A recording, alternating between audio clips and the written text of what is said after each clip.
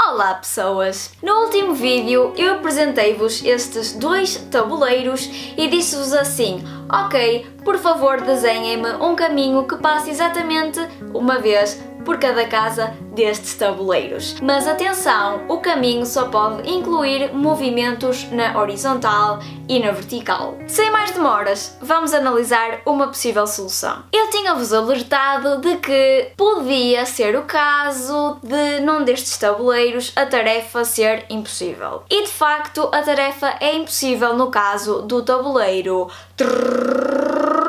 A. Neste menino, vocês não conseguem desenhar um caminho que passe por todas as casas exatamente uma vez, usando apenas movimentos na horizontal ou na vertical. Eu confesso que a minha justificação para a impossibilidade no caso do tabuleiro A era um bocado deselegante. Não é uma solução muito satisfatória porque não dá para ser generalizada, percebem? Funciona no caso deste tabuleiro em específico, mas se alguém me mostrasse um tabuleiro ligeiramente diferente, esta ideia já não ia servir. Por isso, a solução que eu vos vou apresentar, a justificação para a impossibilidade, é uma que envolve um truque clássico no que se refere a problemas de tabuleiros. É muito frequentemente utilizado. O truque consiste em colorir as casas do tabuleiro como se tratasse de um tabuleiro de xadrez, em que as casas são alternadamente pretas e brancas. Eu sei que isto pode parecer super caído do céu e pronto, eu admito, isto é um truque, não é natural que assim de repente uma pessoa chegue a esta solução, mas passa de truque a técnica, porque ele é usado tantas vezes que vale mesmo a pena absorverem esta ideia. Reparem que todas as casas adjacentes a uma casa preta são brancas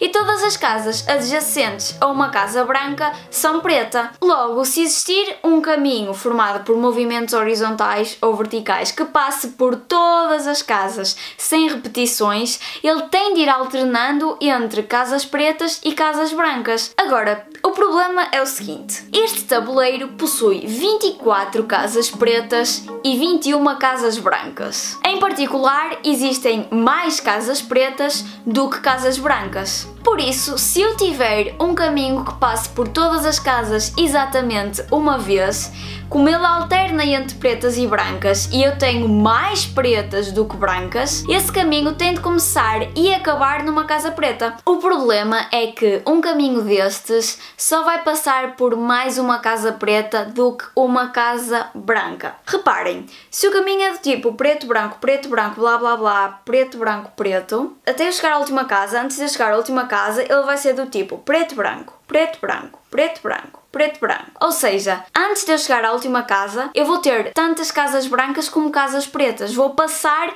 por tantas casas brancas como casas pretas e depois vou acabar numa casa preta. Nesse caminho, eu só vou passar por mais uma casa preta do que uma casa branca. Mas nós acabamos de ver que o tabuleiro tem 24 casas pretas e 21 casas brancas. Ou seja, a diferença entre o número de casas pretas e de casas brancas é de 3 e não de 1. Só podia haver uma diferença de 1. Logo, nós concluímos que não pode existir nenhum caminho que passe por todas as casas exatamente uma vez. Por favor, tentem entender esta solução. Eu quero muito que vocês entendam. O tabuleiro A está então arrumado. Relativamente ao tabuleiro B, neste caso nós já temos uma solução, já conseguimos desenhar um caminho que anda na horizontal e na vertical e passa por todas as casas precisamente uma vez. Eu estou com calor desgraçado!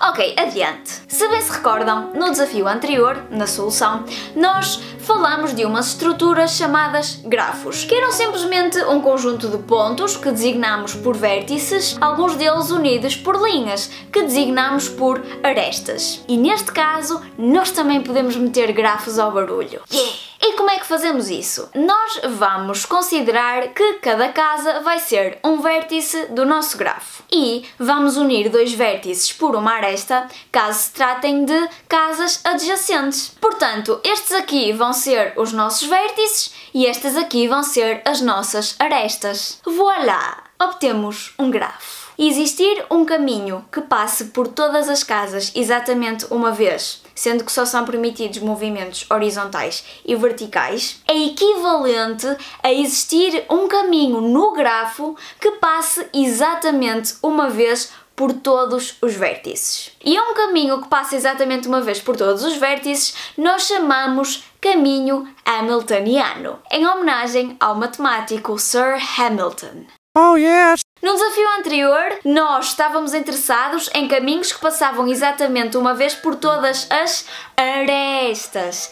Neste caso, nós estamos interessados em caminhos que passam exatamente uma vez por todos os vértices. Antes chamávamos caminhos eulerianos, agora chamamos-lhes caminhos hamiltonianos, porque são coisas diferentes. Eu gostava de terminar chamando a atenção para a diferença colossal que existe entre caminhos eulerianos e caminhos hamiltonianos, que à partida parecem coisas muito semelhantes. Nós só estamos a substituir o nome vértices pelo nome arestas ou vice-versa. No entanto, ao passo que existe uma caracterização muito simples e clara de quais é que são os grafos que admitem caminhos eulerianos, o mesmo não acontece com caminhos hamiltonianos. Não existe assim uma caracterização que seja mesmo pau! Portanto, não é fácil vocês olharem para um grafo e dizerem "Ha!